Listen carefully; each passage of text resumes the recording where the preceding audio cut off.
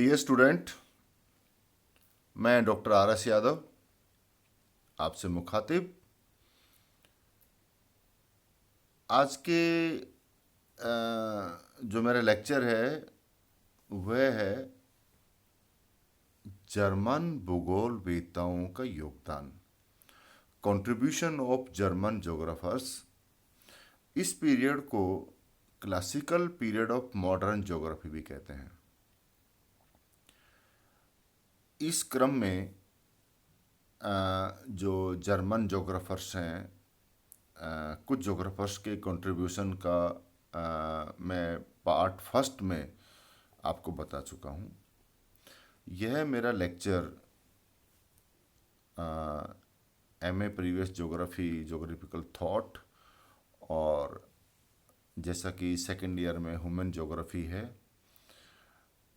इन दोनों क्लास के लिए इम्पोर्टेंट है। हमने फर्स्ट लेक्चर में जो कंट्रीब्यूशन ऑफ जर्मन जोग्राफर्स था उनके बारे में बात की थी। वो थे कांट, रीटर और हम्बोल्ट। अब जो इसके बाद जो जो भूगोलवेत्ता हैं, जिनमें फ्रोबेल का भी हमने फर्स्ट लेक्चर में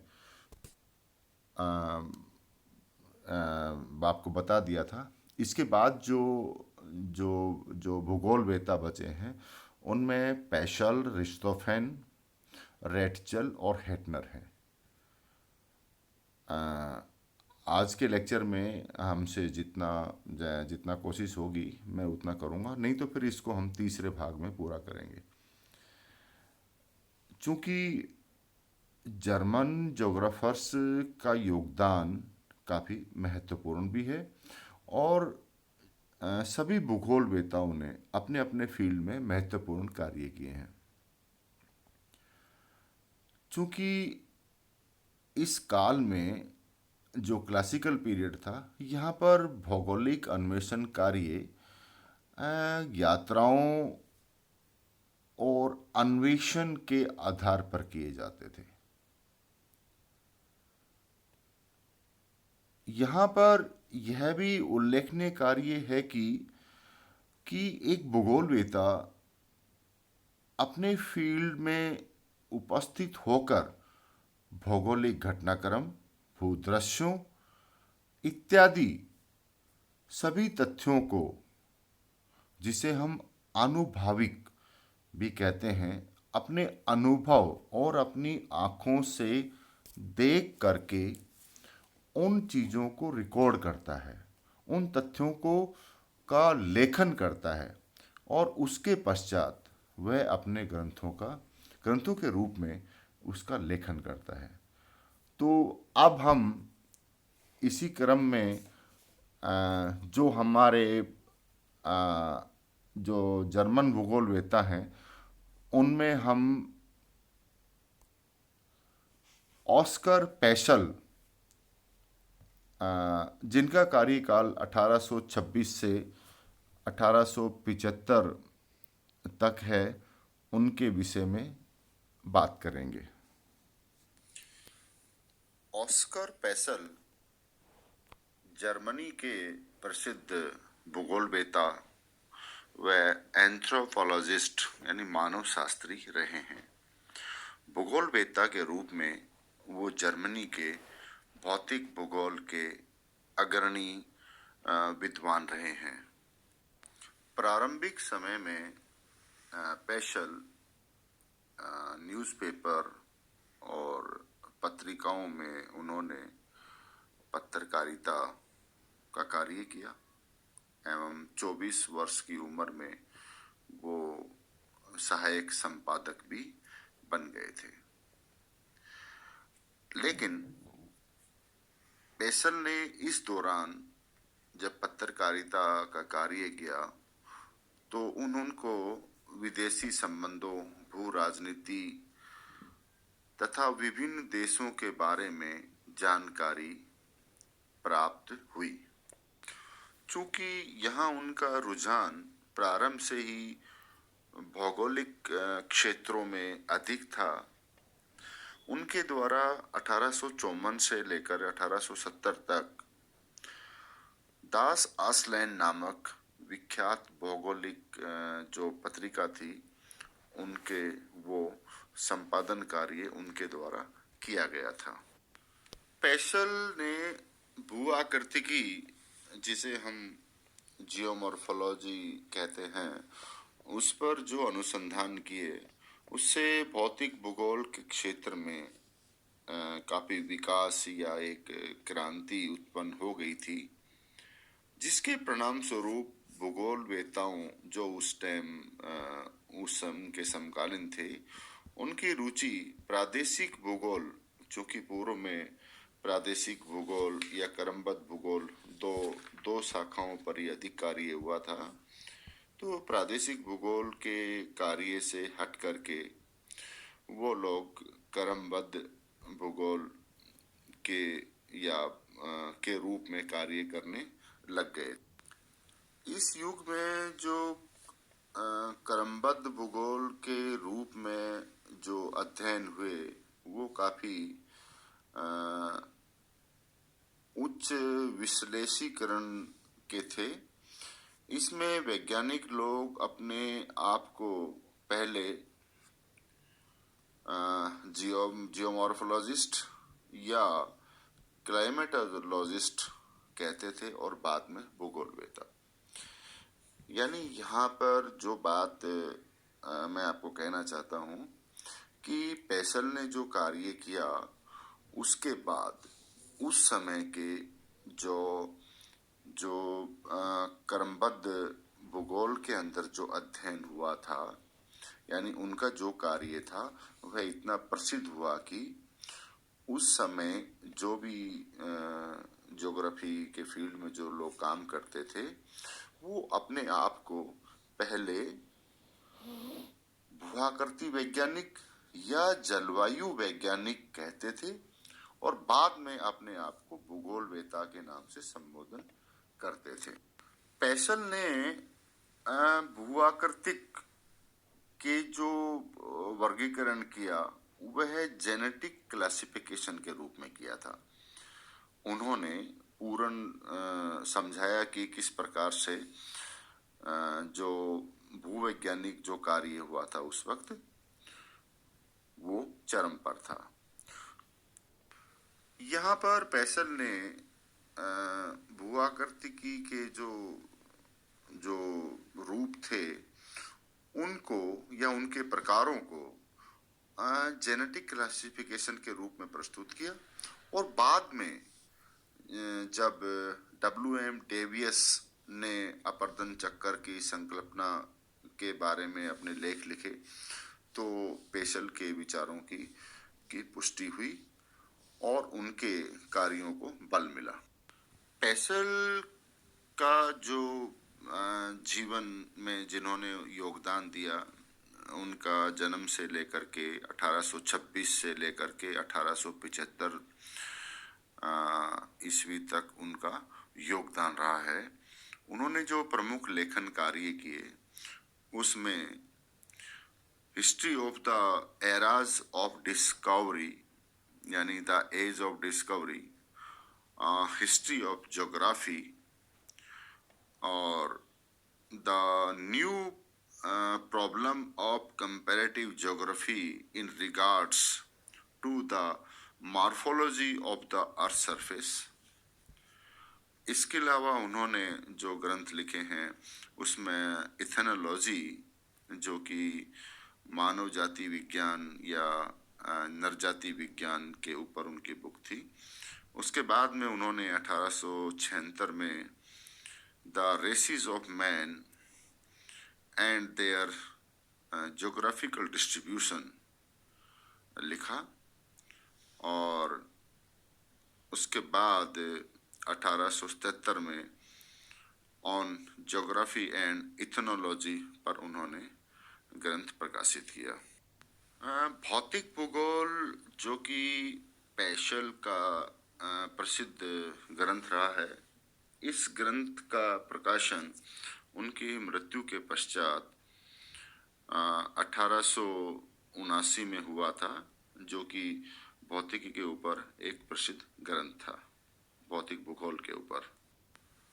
ऑस्कर पेशल के जो ग्रंथ जो मैंने अभी आपको उपरोक्त बताए, इसके अलावा या इन ग्रंथों में जो चीज़ भूगोल या मानव भूगोल के रूप में हमारे सामने आती है, उन्होंने जो योगदान या उनके जो विचार थे, उनमें उन्होंने भूगोल के लिए तुलनात्मक विधि पर विशेष महत्व दिया।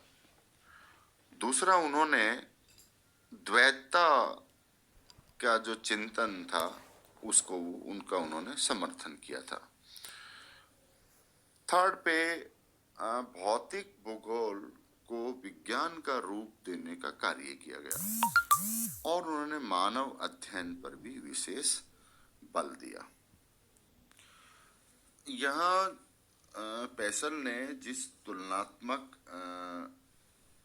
विधि पर जो बल दिया था या जिसके बारे में बात की थी, वह रिटर की तुलनात्मक पद्धति से प्रभावित तो हुए थे, लेकिन किंतु उनका कहना था कि एक महाद्वीप का दूसरे महाद्वीप के साथ तुलना करना एक बहुत कठिन कार्य है, चूंकि सर्वत्र जो परिस्थितियां हैं पृथ्वी पर वो समान नहीं है। उन्होंने कहा कि तुलनात्मक अध्ययन एक महाद्वीप का दूसरे महाद्वीप या एक विशाल क्षेत्र का दूसरे विशाल क्षेत्र के साथ नहीं हो सकता। हाँ, हम एक छोटे किसी स्थल रूप की तुलना दूसरे स्थल रूप से कर सकते हैं, या हम पृथ्वी की जो स्थलाकृतियां या स्वरूप हैं उनको एक एक करके हम उनकी तुलना कर सकते हैं। उनके अनुसार भौतिक भूगोल के अध्ययन में भूतल स्वरूपों एवं उनके सभी पक्षों का विशेष रूप से अध्ययन किया जाना चाहिए। यह मैंने आपको पूर्व में बताया था कि उनके द्वारा लिखा गया भौतिक भूगोल, जो कि उनकी मृत्यु के पश्चात 1879 में प्रकाशित हुआ था।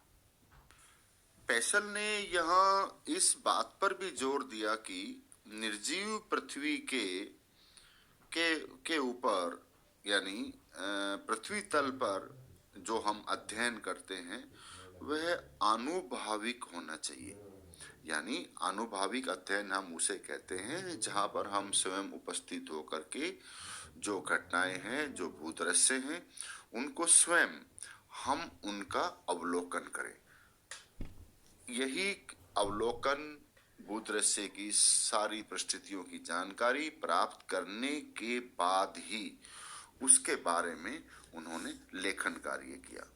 यानी जर्मन भूगोलवेताओं में अधिकतर जो भूगोलवेता थे वो भ्रमणकारी या विभिन्न देशों की यात्राओं करने के बाद उन्होंने जो वहां देखा उसके ऊपर ही उन्होंने अपना लेखन कार्य किया था।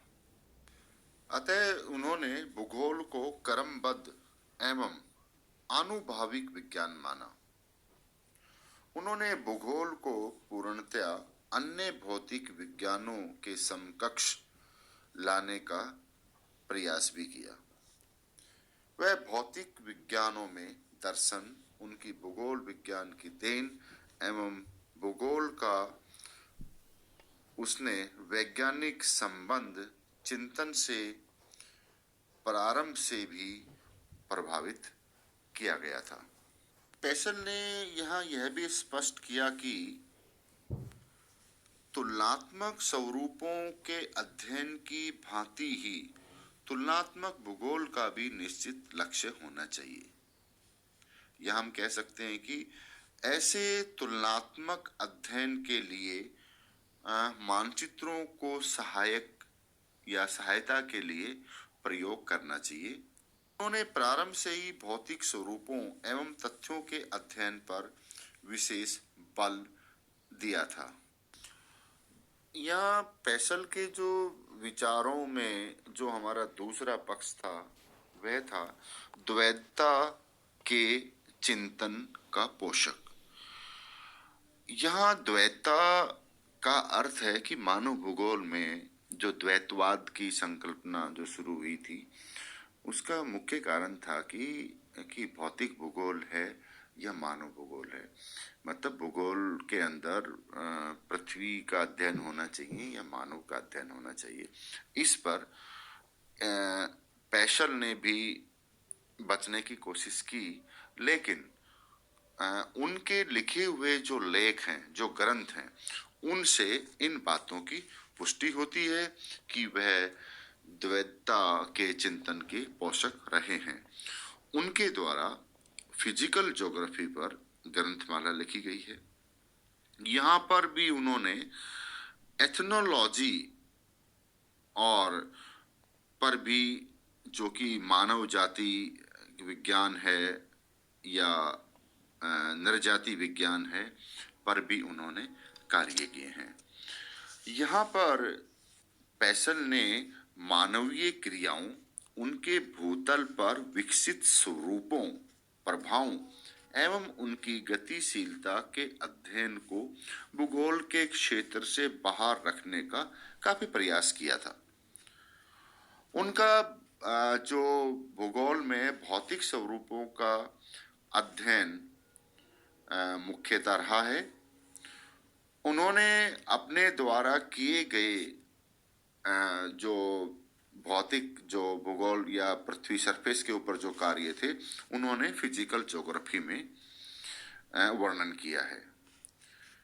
एवं मानव प्रजाति एवं मानव संस्कृति के अध्ययन को उन्होंने मानव भूगोल के अंतर्गत माना है।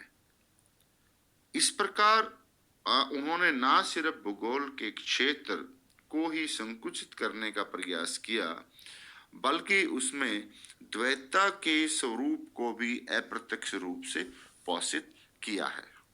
तीसरे पॉइंट जो पेशल ने कहा था कि भौतिक भूगोल विज्ञान है, इस पर पेशल उन बहुत कम विद्वानों में से थे जिन्होंने भूगोल को विज्ञान माना। पेशल ने विशिष्ट भू आकृतियों या स्थलाकृतियों की उत्पत्ति एवं विकास को स्पष्ट करने का प्रयास किया। इस प्रकार उन्होंने पहली बार उत्पत्ति के आधार पर भौतिक स्वरूपों के अध्ययन में विशिष्टता लाकर भौतिक भूगोल में तथ्यात्मक अध्ययन में क्रांति की शुरुआत की थी। उनका वास्तविक स्वरूप इससे स्पष्ट हुआ कि कोई स्थलाकृति या कोई भू आकार या भू आकृति कैसे अपने वर्तमान स्वरूप में प्रदर्शित होती है। वास्तव में इन पेशल के द्वारा जो जियोमॉर्फोलॉजी की संकल्पना को साइंस के रूप में या एक विज्ञान के रूप में लाने का कार्य किया गया था। इसके पश्चात जो डेवियस का स्थलाकृतिक विज्ञान विकसित करने में महत्वपूर्ण योगदान रहा था। चौथे पॉइंट पर जो मानव अध्ययन है वह हमें इनके संपूर्ण जो भौगोलिक कार्य किए गए हैं उससे स्पष्ट रूप से परिलक्षित होता है कि इन्होंने मानव के अध्ययन पर भी बल दिया था। भौतिक भूगोल पर तो इनका विशेष कार्य था ही, लेकिन एथनोलॉजी के ऊपर भी इन्होंने काफी कार्य किया, जो कि मानव अध्ययन पर किया गया कार्य महत्वपूर्ण था। अगले जो हमारे भूगोलवेता हैं, जर्मन भूगोलवेताओं में हैं, वो हैं फर्डिनांड वॉन रिश्तोफेन। रिश्तोफेन जर्मनी के महान भूवैज्ञानिक, भू आकृतिज्ञ, भूविज्ञानवेता भी हम जिन्हें कह सकते हैं, और वो एक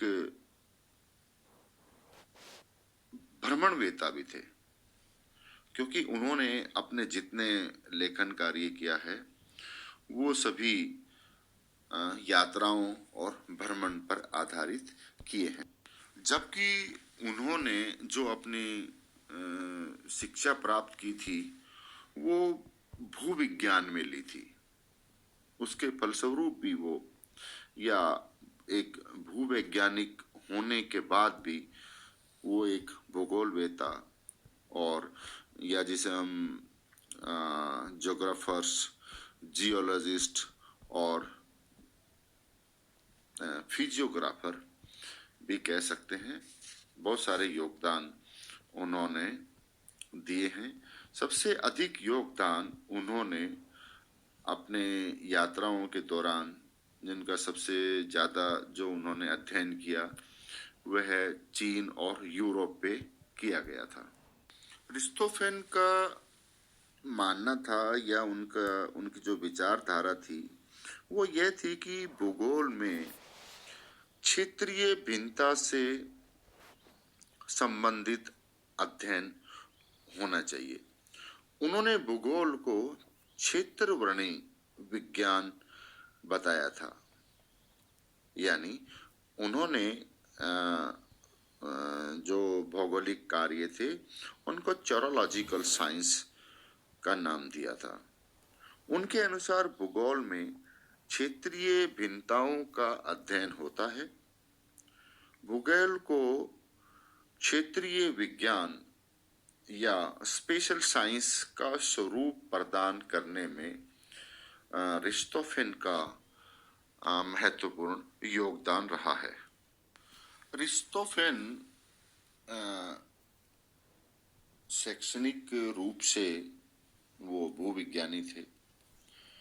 उन्होंने ऑस्ट्रिया सरकार के अनुरोध पर कार्पेथियन पर्वत का भूविज्ञान सर्वेक्षण किया था एवं 1860 से 1872 तक उन्होंने पूर्वी एवं दक्षिणी पूर्वी एशिया, उत्तरी प्रशांत महासागर एवं संयुक्त राज्य अमेरिका की दूर दूर तक यात्राएं की थी। कैलिफोर्निया में भी उन्होंने सरकारी आदेश या खर्च पर उन्होंने वहां पर ज्वालामुखी संरचनाओं का सर्वेक्षण कर वहां पर कहाँ पर स्वर्ण या गोल्ड मिल सकता है इस पर भी उन्होंने कार्य किया। यहाँ पर शंघाई जो चाइना ने उन्होंने आमंत्रित किया गया कि वहाँ के खनिज संपदा और आर्थिक विकास की संभावना पर सर्वेक्षण कार्य अरिस्टोफेन को सौंपा गया था। यह भी एक काफी लंबा कार्य रहा था जो कि उनके द्वारा किया गया। यहाँ पर ऐसा भी कहा जाता है कि जब अरिस्टोफेन चीन गए थे, वहाँ की खनिज संपदा और आर्थिक विकास की संभावना की रिपोर्ट का कार्य उनके द्वारा किया गया, तो वो एक भूवैज्ञानी की भांति चीन गए थे और जब वो वापस लौटे तो एक भूगोलवेत्ता बन के लौटे थे। उन्होंने चीन के अपने प्रवास के दौरान उन्होंने चीन का भूगोल 5 खंडों में प्रकाशित किया था, लेकिन यह कार्य वो अपने जीवित रहते हुए पूर्ण नहीं कर पाए थे। चीन की यात्राओं पर आधारित अध्ययन का जो कार्य था वह उन्होंने 5 खंडों में किया था। यहाँ पर जो लास्ट के जो 2 खंड, क्योंकि यहाँ कुछ लेखक 4 खंड या कुछ कहते हैं 5 खंड, तो अंतिम जो 2 खंड थे वो उनके स्टूडेंट के द्वारा, जिनका नाम टिसेन था, उन्होंने इस कार्य को पूरा किया। चीन के भौगोलिक ग्रंथ के अलावा इन्होंने स्थलाकृतिक विज्ञान पर भी 3 खंड लिखे और इन तीनों खंडों में जो टोपोग्राफी के विषय में अलग अलग बातों का विवरण दिया गया है। इसके बाद उन्होंने आर्थिक एवं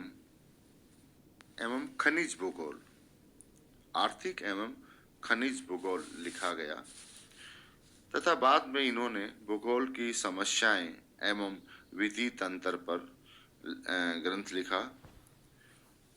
उसके पश्चात शोध यात्रियों के लिए एक निर्देशिका भी इन्होंने जारी की थी और इन्होंने चीन के ऊपर एक मानचित्रावली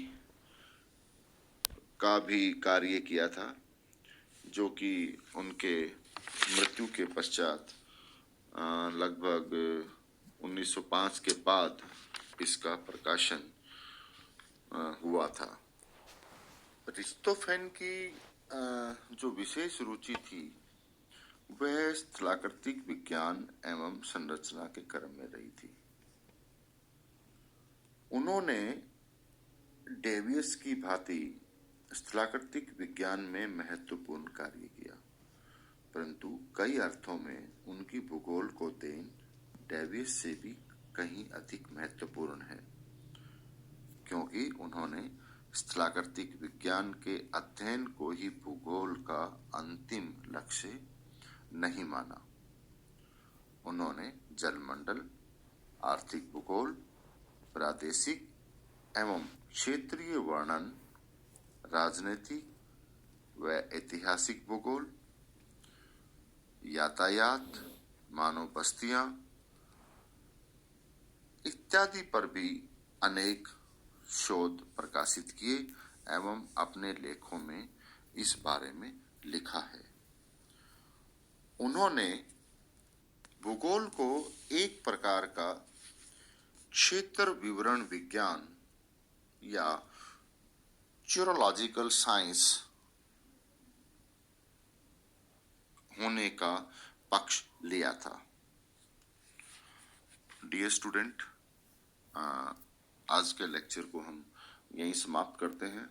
मैं उम्मीद करता हूं आपको इससे अवश्य लाभ मिलेगा। हम जो शेष जो जर्मन भूगोलवेत्ता हैं उन्हें हम अगले लेक्चर में डिस्कस करेंगे। जय हिंद।